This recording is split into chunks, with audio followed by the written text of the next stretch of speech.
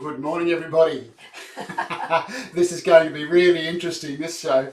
The problem is we've not had a little practice at putting together something on the lathe. So we're at the other end of our workshop now.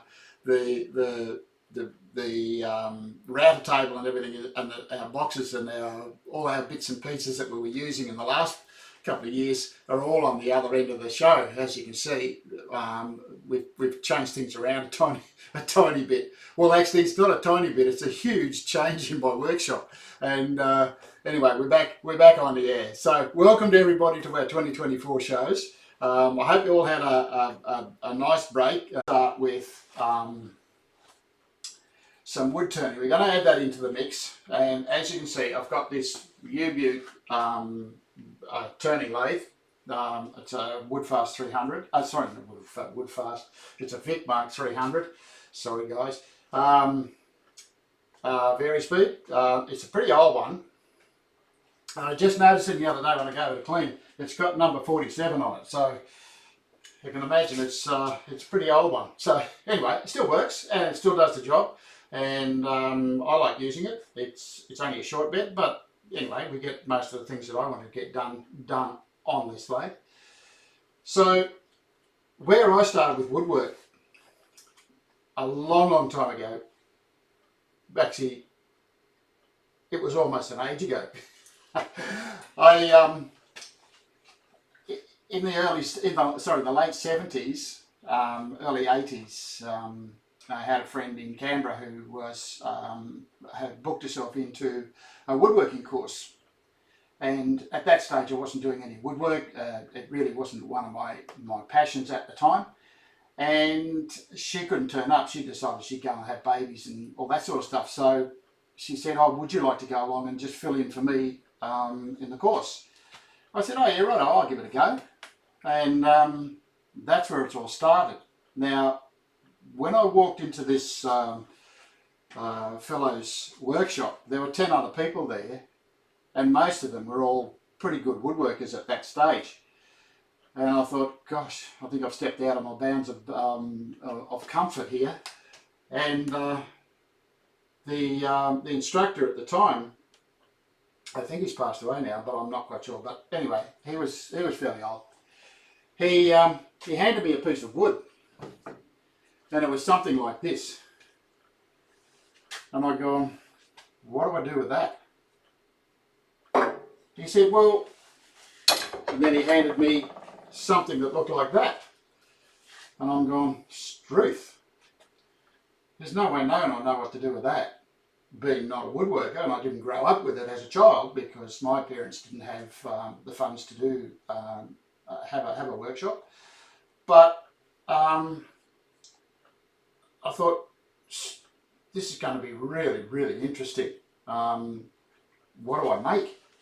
And he said, "Well, make a little vase." And everybody else is on the lathe, they're turning and things, and there's wood going everywhere. And I said, "Vase? What's a vase?" And it was just a little weed pot, right? And so something that looked a little bit like this. So it's just a tiny little vase, and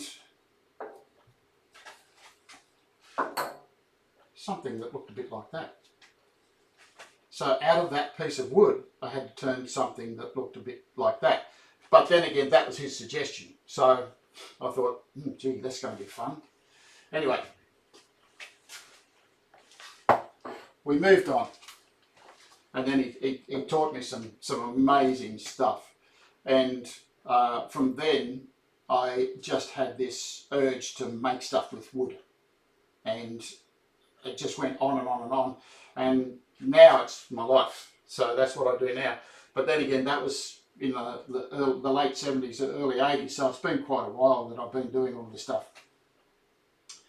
And now I make something, and I just feel proud that I made something, and I've come from basically no background really to get to a stage. So what I'm going to do is I'm going to show you basically where I started. Now there's heaps of blokes on the internet, they're on the YouTube, who are showing people how to use this chisel, that chisel, Some people are saying this is the way you should be using it. Other people are saying that's the way you should be using a chisel.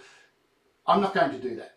What I'm going to do is I'm going to show you how I do it, right? This is the way I do it. Now, if you find that you can get something out of it, by all means, you're very welcome to the skill, but I'm not going to tell you this is the way it has to be done. That's not what I'm about. I'm just going to show you what I do, and we're going to mix our wood turning in with the box making. We did a little bit of it last year, and now we're going to do a little bit more, and we're going to add some other different projects as well that will incorporate both turning on the lathe and what we do with the dovetail jig. The dovetail jig is still available, it's still there, we've got all the sales still happening, so if you want to carry on with that, that's by all means, you're welcome. But just going to show you some little things that I learned when I first started turning. Now, if you're a turner, you'll probably go, oh, no, don't do that, you'll hurt yourself, that sort of thing. This is the way I've done it. I haven't hurt myself yet, but I say yet, could be anything. But if you're not a wood turner, possibly this could be helpful to you. So here's a go. Alright, now I've got a piece of nicely cut camphor laurel. It's nice and square. It's been trimmed up off a length that I had. I've got a number of them sitting here. I've already dressed them up and got them all sorted. But where I started, the guys when I walked into the workshop in Canberra, when I first started, he came out with this. He came out with that. And I thought, Struth, what's all that? And I did not know anything about timber. Now, I can pretty much tell you most of the timbers that I use. I can tell you the characteristics, but it's a process, learning the process of what the timber is. This just to me looked like firewood when I first saw it. Now that I see it, it looks like gold. It's you've got pretty colours, you've got lovely smells, and you've got lots of different characteristics about timber. And these are things that you'll learn over the years if you're a beginner woodworker. So that's the sort of thing that he came out with when I first started. But now everything gets dressed up and looks nice and pretty before I start. So this is what we're going to do. So I think what I'll do is I'll start with this one here. And I'll just tell you about it. It's got a little bit of a fault in it here. Now with little vases, faults generally give character to your piece. That's the way I see it anyway. So we're going to turn it and see what comes of it. We can't see inside the piece of timber, but when we start to take bits timber off it, we can see what's going to happen there. It may be a fault that's going to terminate the job completely, or it's going to enhance it and make it part of the job. So you've got to think about it that way. Just because it's got a crack in it doesn't mean to say it's a piece of firewood. Right, so think about that. So first thing I do is I find my centre. So Cole, I've got a problem, a logistical problem, uh-huh.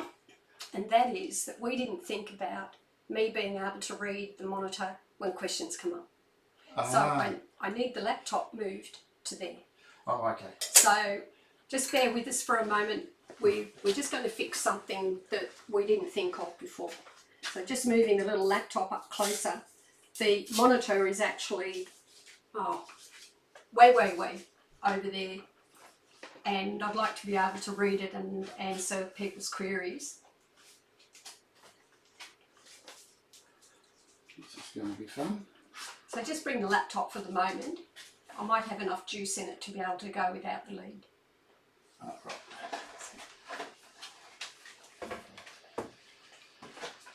Bear with me, folks. I'm right with you. Looks like that might work.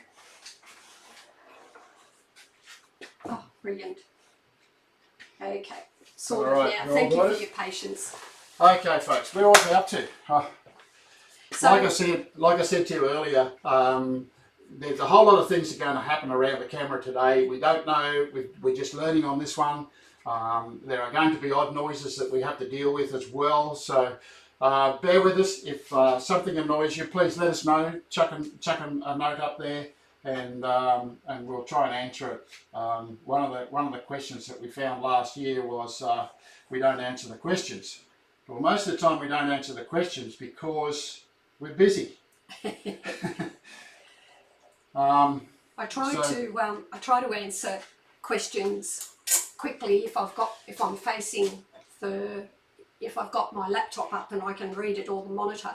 Yeah. If I've got my back to it, well, yeah, sorry, we try to get back to the questions. So just bear with us. This is very experimental. Somebody's calling it live action is entertainment. Yeah, that's You're right. pretty right yeah, there. Live right. action. It is. Yeah. So anyway, where we are up to, I found the centre. The easiest way to find the centre is basically go across from corner to corner with a ruler. I've already done this end.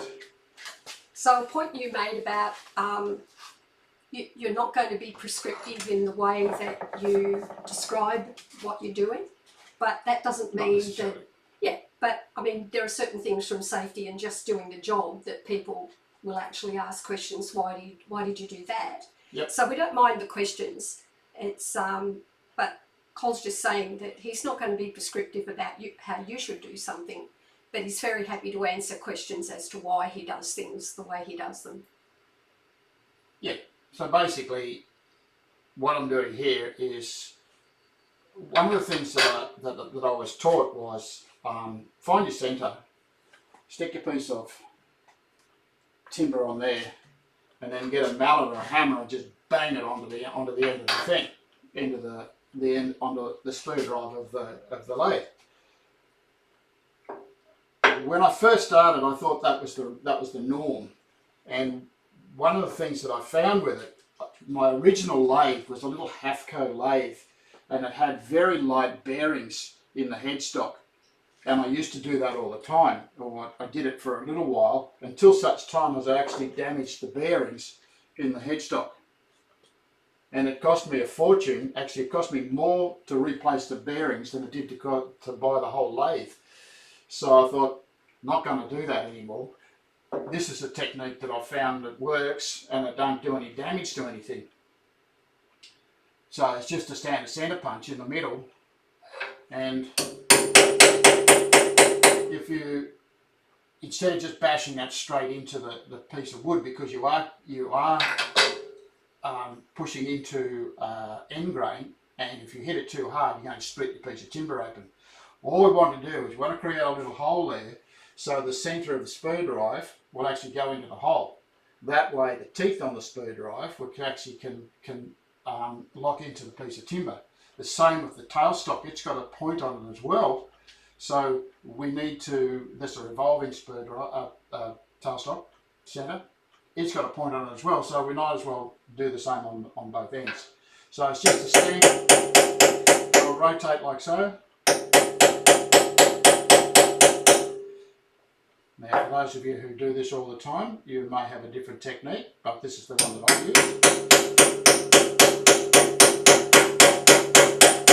And all I'm doing is creating a little hole in the end of it so that it will fit neatly onto the spur drive, or the tailstock in that case. But now, another thing that you can do, and this is something that I was taught by a friend of mine in Canberra, was to cut across here with a tenon saw and just put a cut in it so that the spur drive had somewhere to sit in, so the teeth on the spur drive had somewhere to sit as well. But I found that that's not really necessary for the type of work that I'm doing at the moment. Now, which end do I use first? Now we're going to be turning between centres, and all we're going to do between centres is going to turn that into a cylinder, and then I want to do is I want to turn a spigot on the end of it so that I can put it into a chuck. Now when I originally started, what we did do is we did the whole job between centres, basically because in the late 70s there weren't a lot of these type of chucks around, and they were very, very expensive at the time. Now this one here's a Vic Mark one, but it's quite an old one. As you can see, it's got a very large hole with where the handle goes. But there weren't a lot of those around. They were very, very expensive. So most stuff was done between centres. When we turned the centre, we turned the shape of the vase, turned it into its perfect shape, and then we cut it off on the end, and then we went to the drill press, sat it up on the drill press and tried to drill a hole down the middle of it, because these little things, these little vases, all they are is a shape with a little hole in it.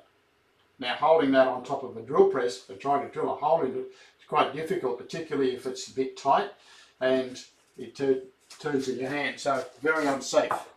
But that's the way we did it in those days. Now we do it with a little bit more aplomb, a little bit more safety involved, and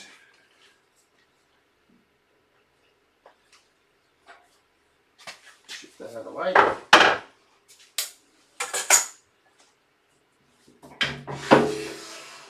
Turn this up to the end. Lock him in. Now, the thing that I've found here is I don't have a short tool rest, so I think Jimmy Carroll's going to get a visit. I'll get a phone call and I'll get myself a little short tool rest, particularly for shorter bits and pieces, because most of the work that I do was this size, or they were generally bigger platters and things like that, so I didn't need one. But for this sort of stuff, a short tool rest would be adequate or ideal to do what I have to do. So first thing first, and as I said, what I'm trying to do is I'm trying to show you where I started. So my instructor gave me this tool here, and I had no idea what to do with it. So all I did was I held it on the end of the thing like that, and I did this. So let me turn on. Just going to turn that down a little bit. So basically all I did was this. And I found all it did was tear it. So we've got tear marks along here, and all I was doing is using it as a scraper. And it's actually not a scraper, it's a bowl gouge, and it's definitely got to have a bit of a technique involved. So to turn it round, what we need to do is we need to rub the bevel on the piece of work and use the bottom edge of the cutting tool, or the bottom edge of the wing, to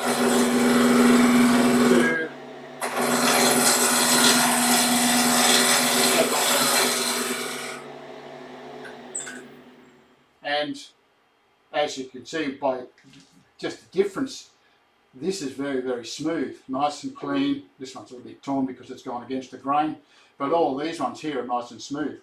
So using the chisel took a little while for me to actually work it out. Instructor did a good job, but we still had to spend a lot of time figuring things out myself. So being able to just create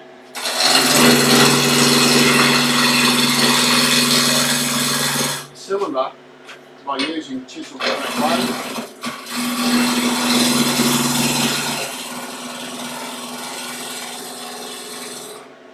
And what I'm doing is I'm cutting, a bit rough on there because the grain has gone back the other way. What I'm doing is, this is the centre of my chisel. I don't know if you can see that, but I'm using that lower section of the wing. Now, she's a rough old gouge, and basically that's what it's for, roughing down. If you want to get a little bit fancy, we can use a skew. A skew will give you a better result. But it takes a little bit more skill to get the skew to do the job. And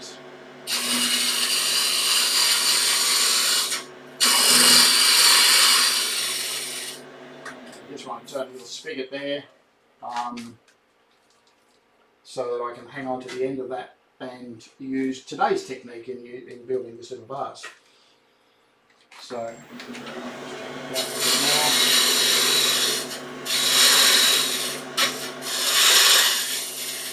now all of my chucks that I'm using, they all have a dovetail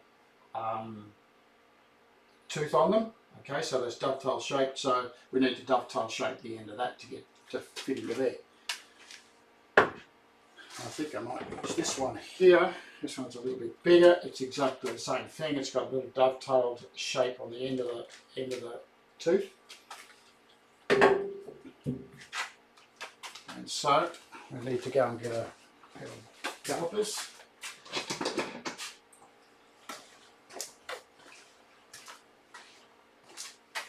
So what I'm going to do here, just move back a bit.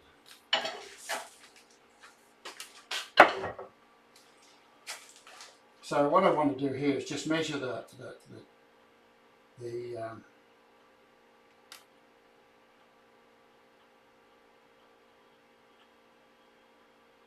so that's the diameter of the tooth, and what I need to do is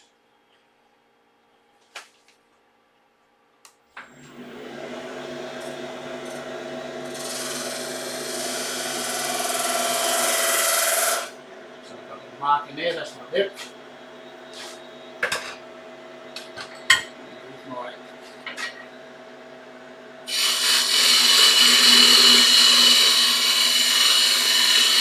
Just going to make it a little bit bigger. I'm taking it all out.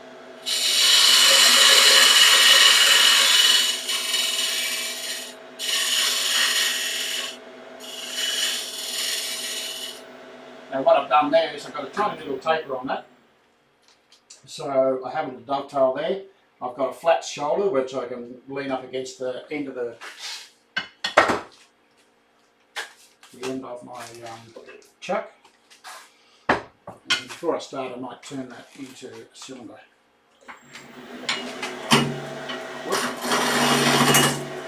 Come up a little bit to the rest.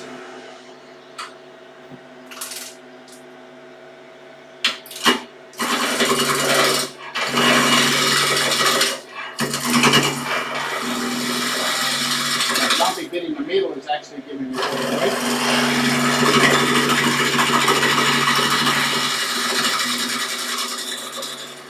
It doesn't want to play very nice. I'm going against the grain.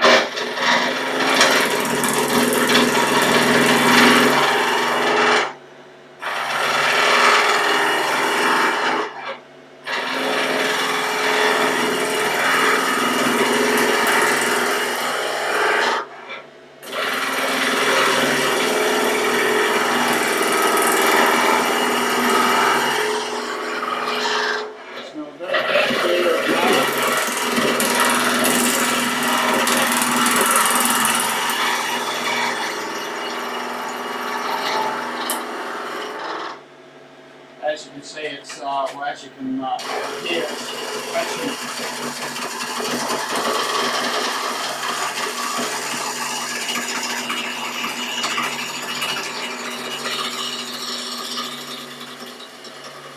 the grain goes in all sorts of directions, so it's tending to catch a little bit. You can see it's torn out a couple of little bits, but it's all based around that knot that's in the middle of it. But that doesn't matter, it's a vase, and it's a piece of rough timber that I found. So what I might do now, I'll just reverse that into chuck.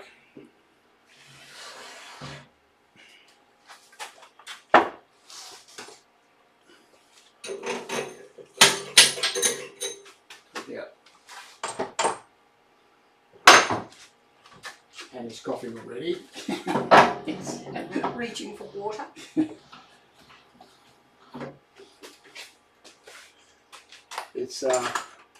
It's quite strong. It's a very small area we're working in here.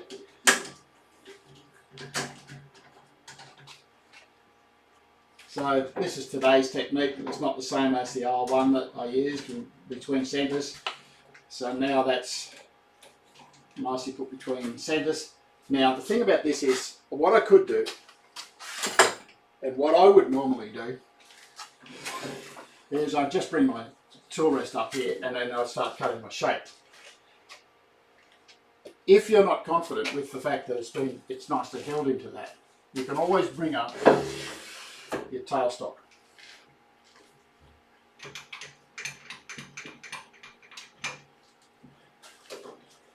And lock that and do your shaping from there. So with 3/4 bowl gourd, 1/2 bowl gourd,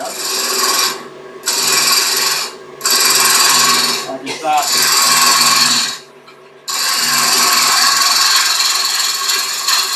creating my shape. It's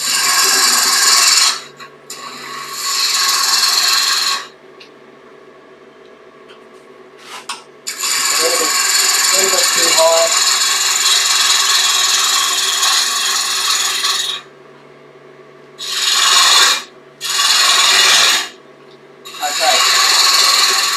So in my head, I'm thinking about the shape.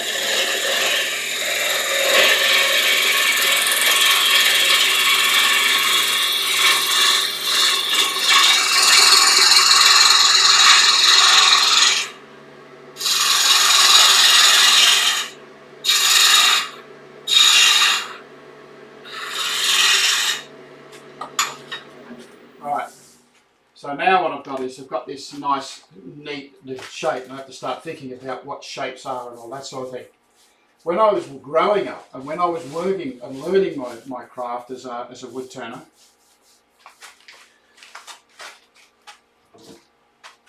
I was also learning my craft as a teacher. And when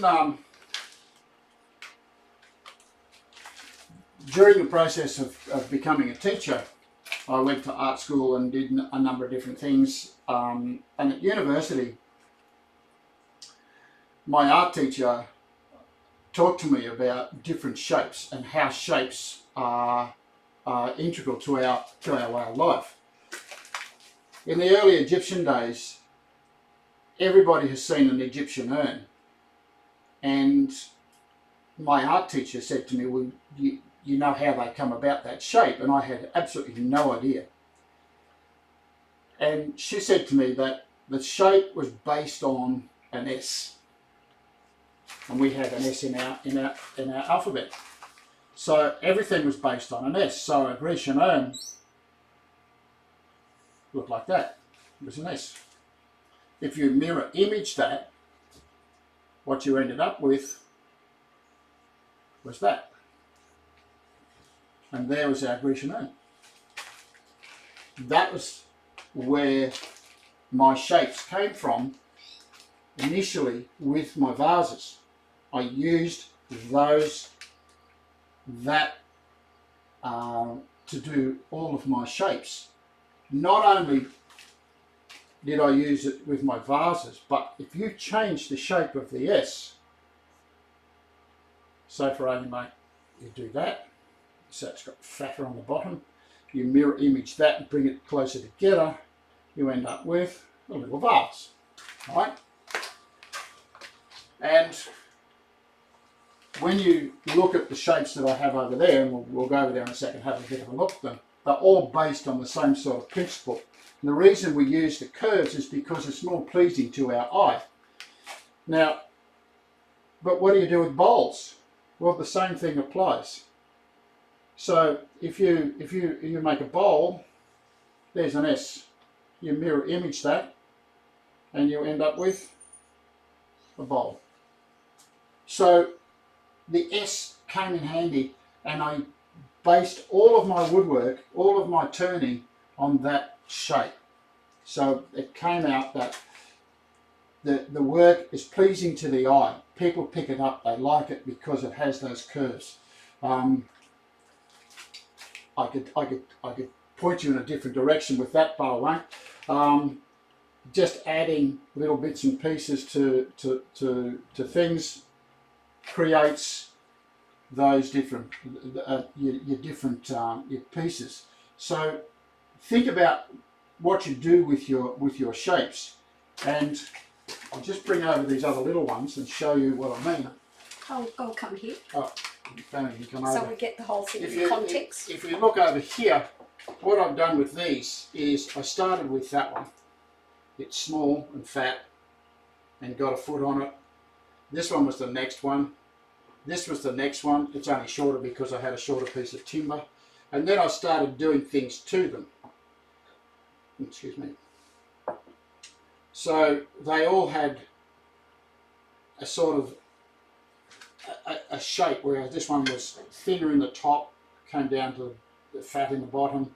This one here, and it was higher from the bottom up. So just little changes gave different effects. And then you started doing the Grecian urn style thing. Yeah, that's and the classic. Then that's the classic that everybody likes and everybody saw. They used to store wine in it and all sorts of things. But that's a good idea. And oil. And oil. So they basically went on to that, and then as you can see, different shapes again. But they're all based around the same principle, the S principle. And even without a foot, they still look quite nice. So that's what I think about when I'm turning my little vases. So just small shape like that. And now what we'll do is we'll get on and build the shape.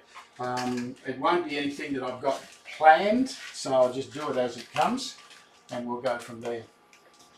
So think about that when you're doing it. You don't need to use those shapes at all. It just takes a lot of primitive turning. Some people like primitive turning. It takes some of that away from your work, and people go, oh, that's nice, and that's what we want to happen. So hopefully that is giving you some sort of insight into how to go about getting some nice shapes and things like that. So I'm going to go down to a smaller spindle gouge. Just going to create my shape. So let's just take something with a fat bottom on it. So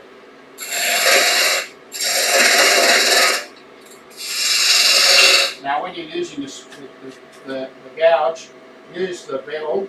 So lay the bevel on it, just tip it up a little bit from the back, and use the bottom edge to cut with if you're a beginner. If you're a little bit more experienced, you have to use it up the other way. Just rolling around and using the bottom edge as basically a straight line. You can see the difference in the shape between the two.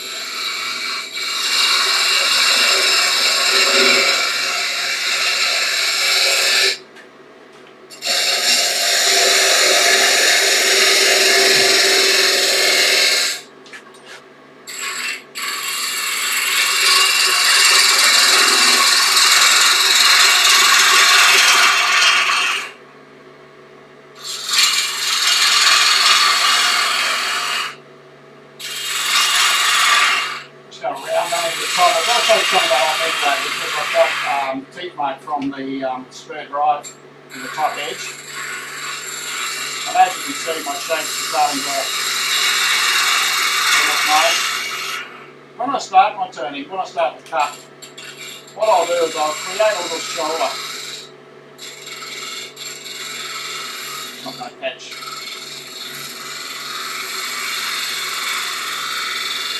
Now what you can see there, you can see I've created a little shoulder. And so what I'm actually doing is I'm cutting into that shoulder. I'm not basically cutting this area here, I'm just cutting into that shoulder and pushing that material away from my, my chisel. So go down to a smaller chisel again, so you can use a variety of different chisels. Mostly gouges for this particular exercise. You can use a skewer if you're really clever at it. So all I'm trying to do there is to create a lovely little curve, and I'm using the top edge as my visuals.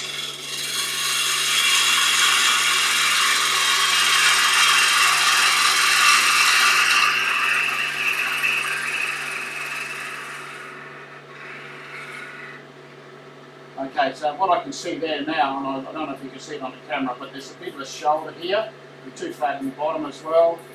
So let's round that over a little bit.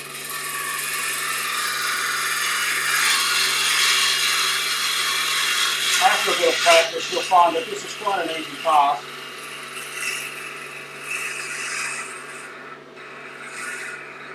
And one of the ways of practicing this is to cut little beads and toes and things on a flat piece of timber.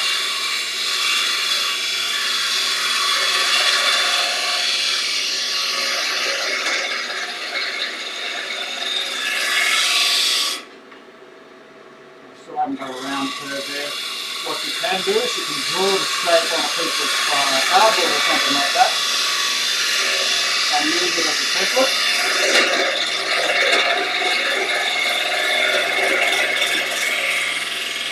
But after about 4,000 or 5,000 vases, you probably don't need to do that.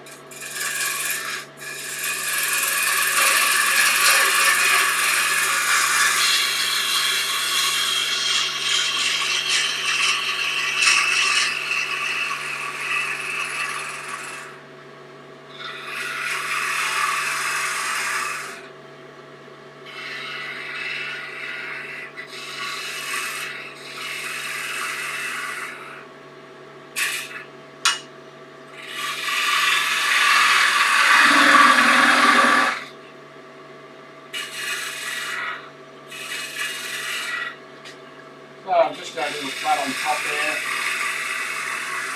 in this in. And all I'm looking at now, when I'm looking at it, I'm trying to make sure that I've got some sort of uniformity between here and here, and it looks pleasing. If I have it too thin, it's not going to look very nice. If it's too fat, that obviously is not very nice. So all I'm basically doing is just try and appease my sense of evenness, I suppose. Now this one's not going to have a foot on it, but I'm going to put a little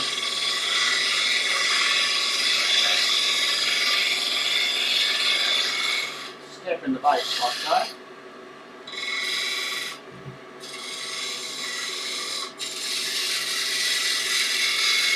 Touching on something.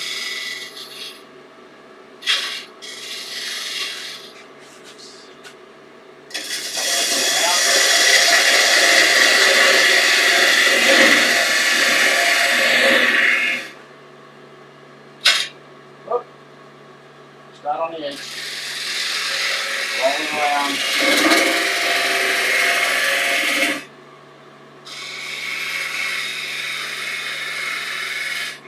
tidy up that little patch.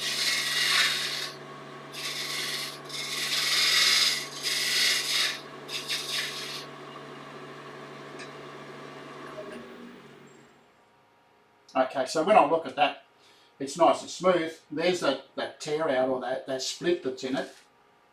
Doesn't look so bad in there. It's a bit heavy on the bottom, so I might have to take a little bit off the bottom corner here, and I might even take a bit more out of the neck of it. So it's basically a suck it to see.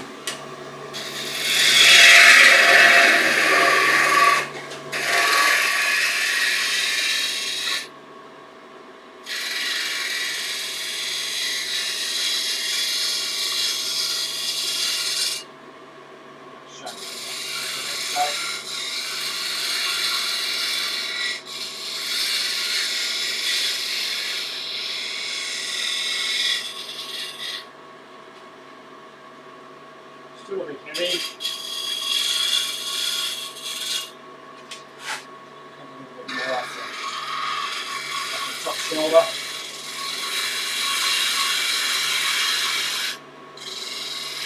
What I want to try and do here is, what we have here is we have a concave there, we've got a concave here. We want a nice transition from the concave to the concave. So you don't want it noticeable.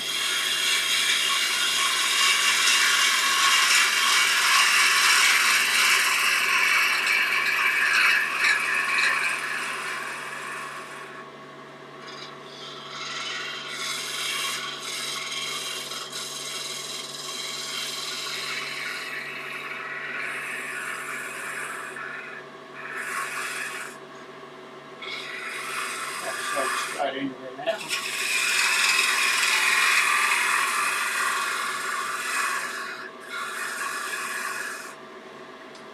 So that looks a whole lot better. Nice shape. It's a bit podgy in the bottom. I've got a little bit of a bit too much on the step, so I'm going to take a bit of that.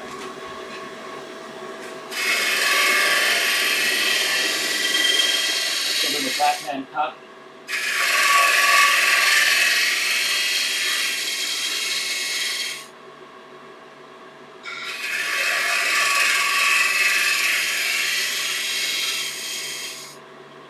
That looks nice.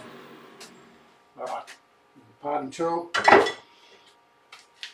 Now, one of the things we're going to talk about later is different tools. Now, to buy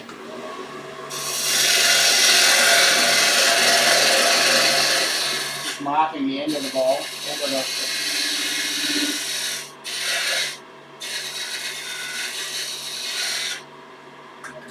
going to be the end of it. So I'll stop there. So it's not very high at the bottom. One of the things that I found when I was first started turning, being just an apprentice, basically, I had no money, and there are a lot of people who are in this situation nowadays. So what we had to do was we started developing and making our own tools because we couldn't afford to buy them. So when I made parting tools, here's a parting tool that I made real early in the piece. And it's a blade out of a high-speed hacksaw, a metal hacksaw, and it's high-speed steel, so it makes for a very good parting tool. It's very thin, so I can get a really good shaving on the end of the thing, provided I sharpen the tip of it properly. Another one parting tool that I have that I made as well is this one here. Now you can actually find that tool in a woodwork store if you wanted to buy it. But this is the blade of an ice skate. An ice skate blade is hollow down the centre, and all I've done is enhance it and sharpened it, and I've got two tiny little wings that you can use to cut and shave very fine bits. So when I'm cutting something like this off, I can get a really clean cut all the way across. So an ice skate. Another piece of material that I don't have it here, another piece of material that you can use is actually the Rio out of a concrete fence post. So we were using that to make tiny little tools or concrete nails, and grinding them up to create tools of our own. And then of course you can see we've got homemade handles and things like that on these sorts of tools. So just because you can't afford the expensive tools from the woodwork stores, but you can make some that'll do the job for you. So it's just a little bit of experimenting, but also it helps in your education through woodwork. So this tool does that, that tool does this, all that sort of thing. So let's think about it, something to think about. All right. Where am I? So Cole, Aussie's touched on a subject that I know that you're going to deal with later, and that is, what do you use to sharpen your chisels? Yeah, chisel sharpening is a whole different different world, Aussie, and everybody has their own bent on it and way they do things, and so it's a matter of when you start, have a look around and see what's about, and then take it from there. So I'll touch on it, not today, but in the future. So be patient, Aussie. All right. He has to be, Cole. He has to be. He is. Okay. All right. So what I'm going to do is I've got to face off the front of here, then I'm going to drill a hole in it. So, or I could drill a hole and just face it off, but I think I'll face it off first. So start with the chisel on the side, and when you start to cut, roll it around a little bit and just push into the centre. Okay, so start with the chisel on the side, roll it over and push it in.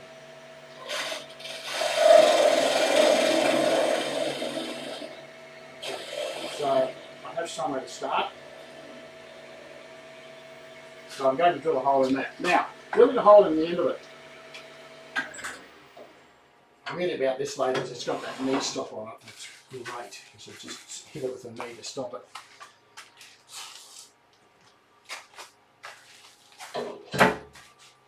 When I first did these, I would turn that, sand it, finish and all that sort of stuff, and then I'd take the whole thing off the lathe, cut it off, and I'd take it over the drill press and I would drill a hole in the middle of it. This time, new technique, just have a 3-jaw chuck there out of the drill press, and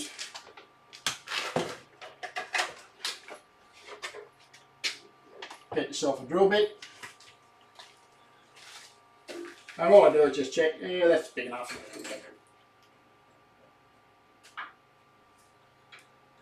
I want a depth. So the depth is right down to the bottom, so I've got 100 mil on there, about 100 mil. What have I got here? 100 mil. And my stopper is going to be a magnet. So I'm going to work down to the magnet.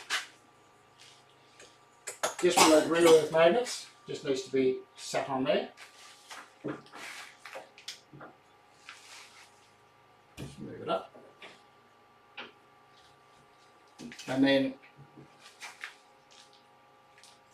turn it on. If you're not comfortable with it at that speed, you can turn it down or you can turn it up, it's up to you. Make sure that's locked in, that's undone. And we drill a little hole in there. Now I'm not going to drill it all the way in, I'm just going to show you another technique. I'll leave this here because I'm going to use it in the just going to shift this out of the way. Another technique is to buy yourself an extended drill bit and put a handle on it. And all you can do there is drill it in and you can drill the hole. So that's another technique. It's a little harder and probably a little more dangerous than this one. This one's a bit more steady for you. So let's finish this one off with this. It's got my depth.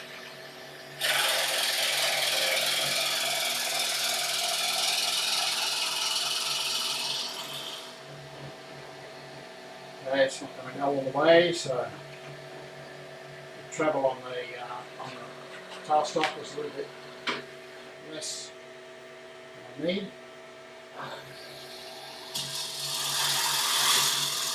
That's 100 mil.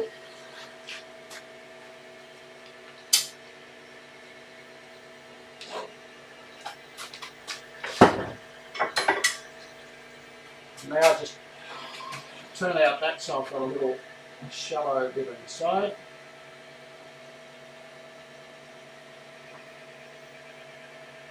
I have a little short tool rest. Now what I can do is I can just roll it in there like that, but I'm going to come to the outside. Just the bottom edge of the chisel. Just pick that up a little bit.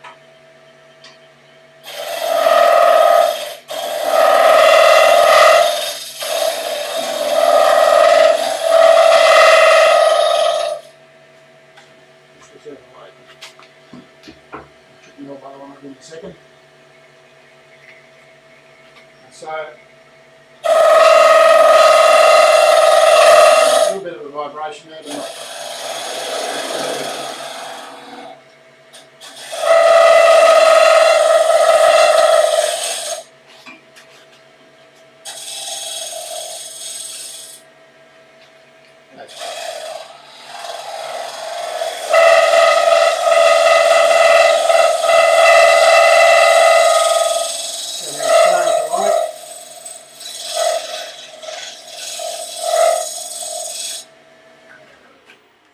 And as you can see, we've come out quite a nice little shape in the top there.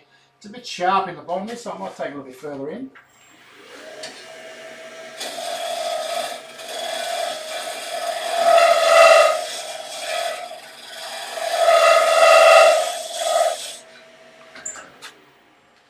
That's better. Nice little rounded edge. Okay, sander. So what I'll use here is a bit of 150. Now I'm going to try out a new thing, which this may be a little bit noisy for everybody, but when we're sanding we need a dust extractor. So I've got my dust extractor mounted on a pedestal. Now if that's too noisy, people, please let me know.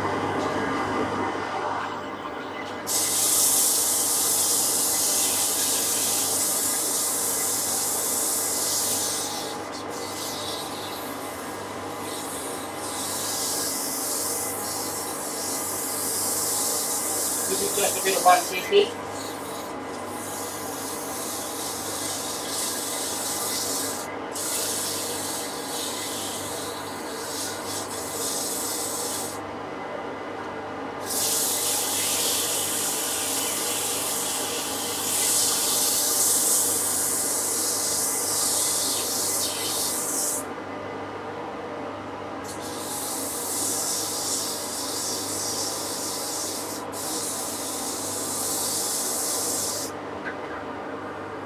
Beauty about this lathe, if you get a little bit of tear out or something, I've got a bit of the neck there, I can reverse the lathe and spin it back the other way.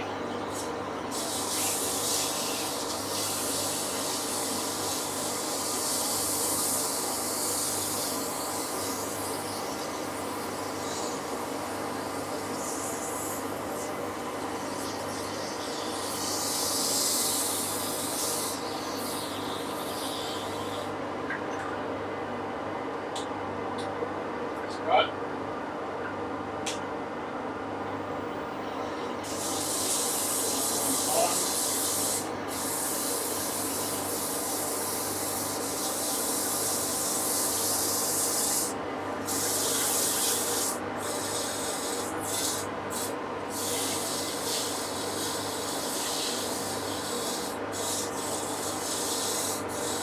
Got a nice little sharp edge on the bottom edge of that, round it over the top. Rolls off the back, and that matches what's happening at the bottom of the bowl, the bottom of the bars.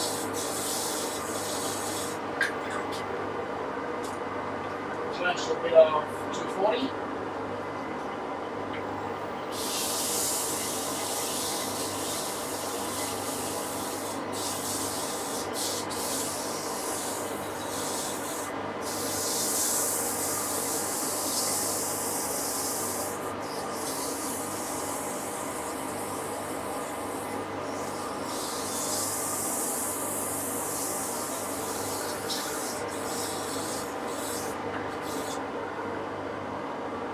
Pretty nice, got a little scratch mark there, so I'm just going to go more into the work out.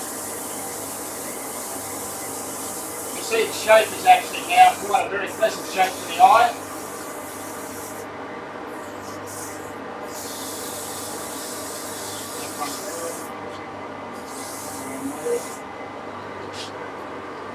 Down a little bit, so it's 240, this 400.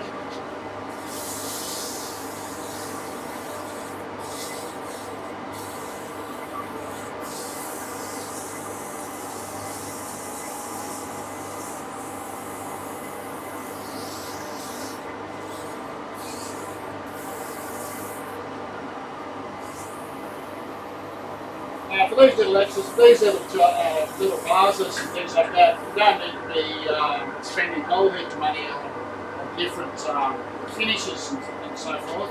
All we want to do is highlight the finish. So what I'm going to do here is I'm going to put some constantia oil on it. Normally I would just use a bit of beeswax, but I don't have any at the moment. So all I'm going to do here is just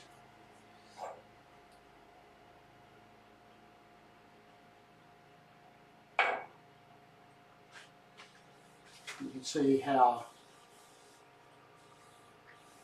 that brings up the colour in the camphor.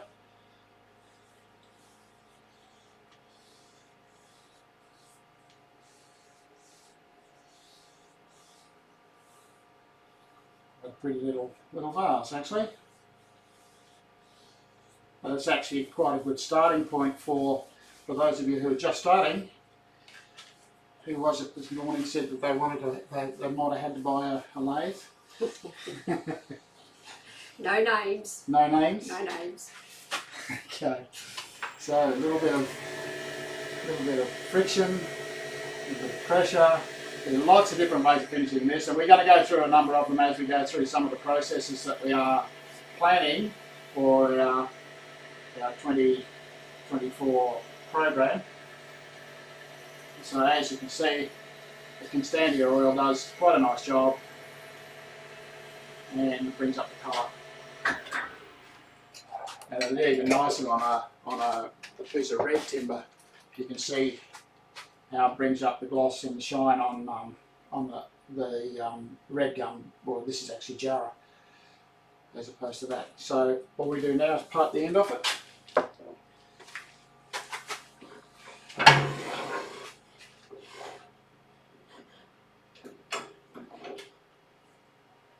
Now what I could probably do here, just put your foot there, Penny. What I could probably do here is I could part this off and reverse it onto a spigot and then turn the bottom of the foot. That'd be really, really clever. But if you're just learning, that's probably beyond. So I'm going to show you what I do with it. Find my parting tool. So all I'm going to do here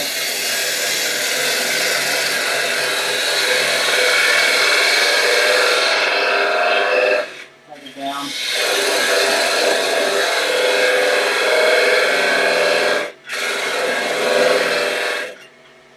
I just want to put a little chamfer on the corner.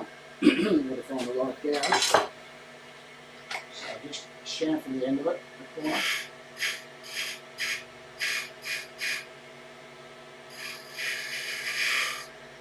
So, and then we get my homemade parting tool.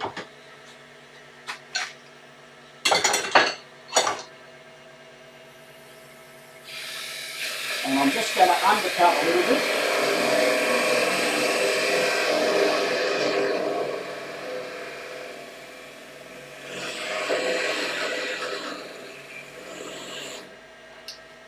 And it comes off like so.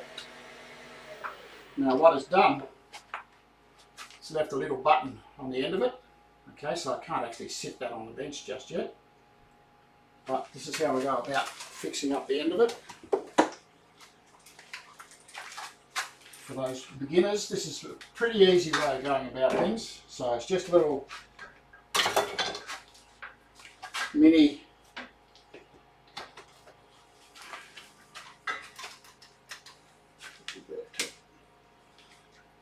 and the little sanding pad, you can buy these for, Jimmy Carroll's got these for sale down there, so you can pick them up quite a lot. There's actually a number of different sizes of those. So you can get different sizes, and it's just the Velcro, just a little piece of Velcro sandpaper does the job. Now I've only got a little bottom on that thing, so I only need a little one.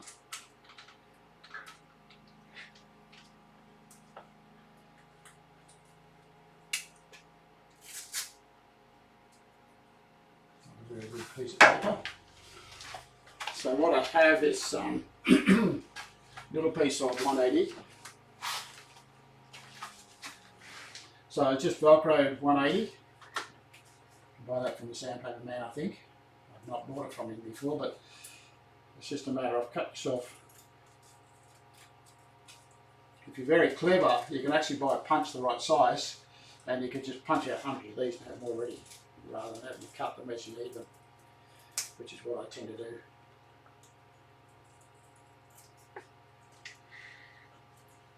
Shut the bits off. So I've made it a little bigger than the pad itself, so it rolls over. It's just a matter of Just make sure that you're in the centre most of the time. You don't want to take too much of the edge off because it's not that nice and round and flat.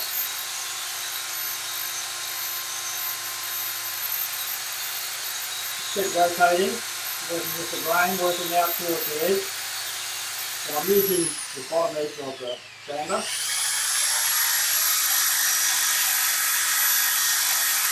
Now we've run out of time, so I'm not going to go through all the grades. Normally I'll go through a number of different grades. This one will need a resand anyway.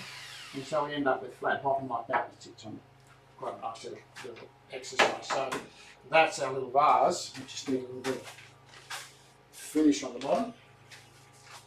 I would normally engrave it, put my name on the bottom of it, but this is our little vase.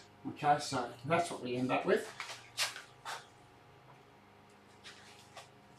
And actually quite a nice little exercise. It's a really good exercise if you're just beginning. You can see there's a little bit of character about the piece of timber. There's some lovely grain in it. It's got actually a nice golden colour, and you've enhanced all of that by adding that shape to it. So hopefully that will give you some sort of insight, first of all, of where I came from and where I'm at the moment, and it might give you something to work with. If you're short a few bucks, make 100 of them, take them to the markets and sell them off. They're actually a very, very handy little thing, and they're a nice little addition to somebody's afternoon garden party. They can sit them on the table with little flowers in them and so forth, you know. So you can do all sorts of stuff with it. So please, if you liked what you saw today, by all means give us a thumbs up. Hopefully you got something out of today. Any questions there that I need to answer, Penny? Just that it's a bit hard to hear when you're commentating with the dust extractor on. Yeah, we figured that would probably happen, but at the moment it's just a mock-up of the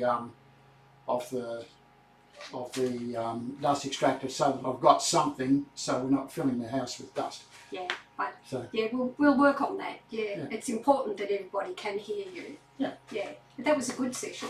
Yeah. Yeah. Okay, so have a good week, everybody, and I'll see you all next week with a brand new project. The next one is going to be a real doozy, so we're going to do some turning and we're going to incorporate that into some box making.